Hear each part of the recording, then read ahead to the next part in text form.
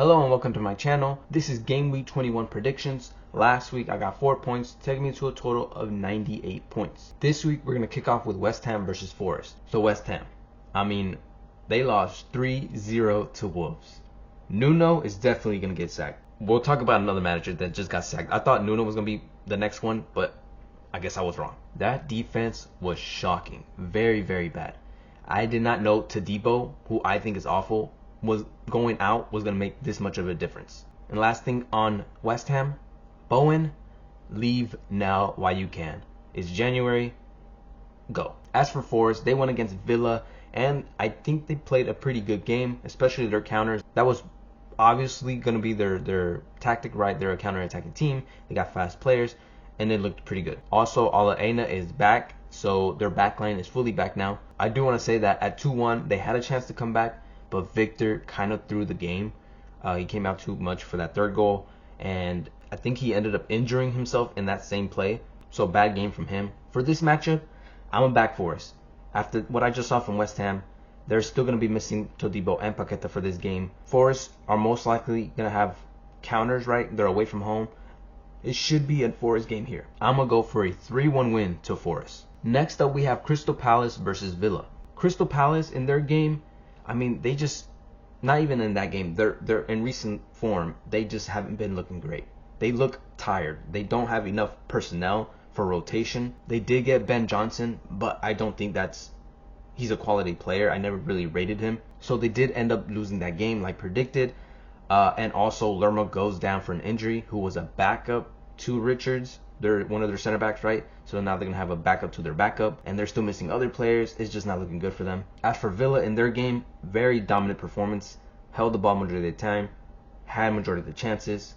Kamara and Tielemans, what a game from them. They have been such a great duo. And even Onana, when he starts as well, he's been looking great as well. But that midfield is really, really solid. And Villa are back on track with that win, and I think they're going to make it another win here, back-to-back wins against Crystal. I'm going to go for a 2-1 win to Villa. Next up is Fulham versus Chelsea. Fulham, very defensive game against Liverpool, even though they were at home. I don't think it was a bad performance, though. They defended well, got their goals, took their chances, but they did leave it to the last second with a beautiful goal, probably goal of the season, maybe, contender there, from Reed to save them a point.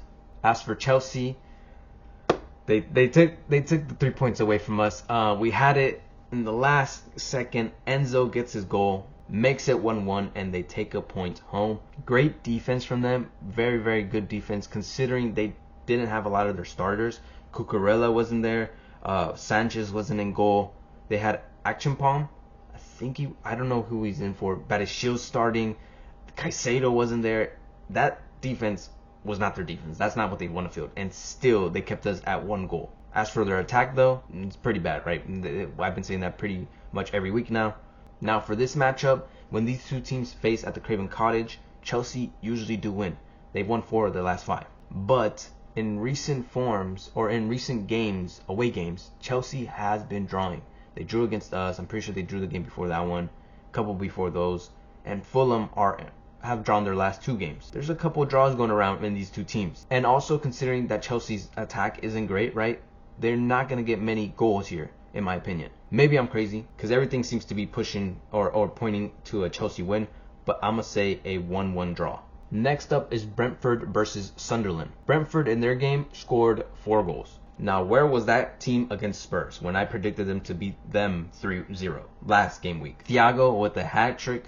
He's back in scoring form, it looks like. That's 2 hat-tricks back-to-back now, I think. Or Kashade got one recently, and now Thiago got one. But that is their 3rd away win of the season. So they don't win often away from home, so that's a good 3 points to get. As for Sunderland and their game against Spurs, I don't think that was a great game from them. Didn't have much going forward. Defended pretty well like they usually do. I felt like they could have done a little bit more to not concede. It was a corner, so I guess you can't blame them too much. But for this matchup, Brentford out at home is good, right? One of the best in the league. Sunderland away from home keep a solid defense. So which one do I think is going to win? I think Sunderland's defense is going to win, because recently they have been drawing. Their last 4 games have been either 1-1 or 0-0. Very low scoring. So I don't think Brentford's going to get many goals here, even though they just scored 4. Actually, I don't think they're going to get a goal at all. I'm going for a 0-0. Next up is Bournemouth versus Spurs. Bournemouth, once again, they put up a fight against Arsenal. That's 2 games now back to back, which I do think they have been improving, at least their performances, not the results. Troopy strikes again. He is such an impact player. It's crazy. And then Semenyo possibly could have been his last game for Arsenal, potentially. Probably not, because the game week is coming up, but it's coming close. He's going to leave soon. As for Spurs, in their game, they had so many wasted chances, if you can even call those chances. Richarlison was trying his heart out. Felt bad for the guy because it looked like he was the only one trying, but it wasn't good, right? It wasn't really good. They did get a goal, though, against the Sunderland defense, but again, it was another corner. I feel like they have only been scoring corners recently, and then that's not it. Odegaard and Kudos both went down for injuries this game. They both could be missing this game as well. So for this matchup, Bournemouth versus Spurs, considering their attack is even weaker now, Bournemouth should be winning this one, considering, their 2 fights they just put up against the other 2 big London teams. I'm going for a 2-0 win for Bournemouth. Next up is Manchester City versus Brighton. So City, we're not looking good right now. The last 2 games, we have not been looking like champions. We are slow on the ball. The attack, especially, I feel like Cherki and Foden are taking too much time on the ball. A lot of other players, especially that game, it looked like we thought we had all the time in the world. We ended up drawing. That's back-to-back draws now for us. And we also have Guardiola and Diaz injured. Both went down, both subbed out. So our back line is looking very mid-table-esque. As for Brighton, they got their win finally after, I don't know how many games that has been, but they haven't won in a while. But it took Burnley to get their win right, so not too much praise there, but it was a good performance. And they finally gave Kostas a chance, one of their young Greek strikers they got. Instead of putting Rutter up there, or Welbeck, they finally gave him a chance. He looked good, got an offside goal, but it's offsides. And they also started Matoma, so he's going to be playing against us most likely. Now, when these 2 teams face at Etihad, we do usually win, right? But with that back line being as weak as it is now, Rodri is supposed to be their guardian, right? But he just came back from injury. He's not fully fit. Doku's coming back from injury. I feel like we have been slowing down. We got 2 draws. I see this one being another draw. Maybe I'm being pessimistic because I do think Brighton is terrible. But I feel like it's karma for talking so much shit on them. I'm going for a high-scoring game here. 2-2. Next up is Everton versus Wolves. Everton, they got a beating 4-2 at home. Grealish, though, got a good game. I think he hasn't been up to par recently, but finally he gets 2 assists. And then Beto and Barry scored. That's crazy. I don't know how one of them managed to score, but they both managed to score. But yeah, their consistency is just non-existent. They don't have any form of consistency. And then lastly, Keane, he needs to go. I don't know how he is a Prem player. He just doesn't fit the picture. He is not a baller. He's not good. And then Wolves. Round of applause for Wolves, because finally they get their first win of the season. And not just any win, a 3-0 win. That is a great result for them. Arias finally scores, gets his first goal in a Wolves shirt. Mane, he looks good, a youngster that they have. And they get their result finally. I don't think they have been awful in terms of performances, but the results, you just look at the board, the table. But yeah, that is 3 points for them. Now for this matchup, I did say I'm done backing up Wolves, but I'm back. I'm back for them. I liked what I've seen in the last 4 games. I liked what I've seen. They picked up points in the last 2 games. Everton aren't great. They don't have their attack.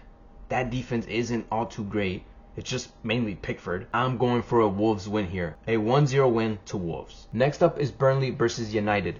Burnley, not good enough against Brighton. And I have written down that I'm done with them. But we'll talk about United and why that has changed now. So United, in their game against Leeds, great performance in my opinion. A lot of people, or United fans, didn't like it, but I think they played pretty well. They were better than Leeds. But sloppy again with their chances, especially Cunha once again. He did get the goal, but he needed to get more. And then Xerxes needs more minutes. He is an attacker. Why are you not playing him when you're playing with 8 defenders. And maybe that is the reason why Amarim got sacked. He got sacked almost out of nowhere, really, because they were backing him until the end. But things have changed now. So now I don't know what to do.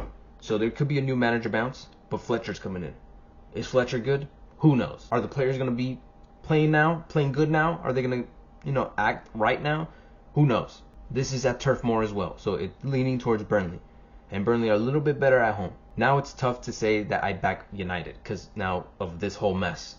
So I'm going down the middle and say there is going to be a draw here of 1-1. Next up is Newcastle versus Leeds. Newcastle in their game against Crystal Palace, I think they were decent. I think they were decent because they didn't need to be great, right? Crystal weren't all too much of a threat. And Newcastle now haven't lost at home since September. That is a great streak now. They've only lost to Arsenal and Liverpool at home, so so St. James Park is a fortress. They're making it a fortress. And now Leeds, I would have said they had a better chance here, but that game against United was pretty disappointing. I guess you could say defensively they were all right, but United weren't all too much of a threat. They did wake up in the last 15 minutes and had some chances, but it wasn't good enough, right? They couldn't get the winner, but they still managed to get a point. But here at St. James's Park, I can't give Leeds anything. I think Newcastle's going to win here. They have been on a great run. Leeds are going to be solid defensively, though, I feel like. Make it hard for Newcastle, but Newcastle win in the end 2-1. And then the last game of the game week, we have Arsenal versus Liverpool. Arsenal in their game, they struggled a bit against Bournemouth, but in the end, they did deserve the win, right? Rice got himself a brace. Odegaard with another great performance. He's been looking like his former self. I guess you could say a little bit close. As for Liverpool, they got a draw 2-2. One of the goals came from Verts. I don't know how that was a goal though. It should have been offsides in my opinion. And then Gakpo gets the second one, takes off his shirt, looking like Richarlison, celebrating a game that is not over, and it bit him in the ass. Embarrassing, because Reed shut them up immediately. So 2-2 draw for Liverpool. Hilarious stuff. Now, for this game, Arsenal versus Liverpool at the Emirates.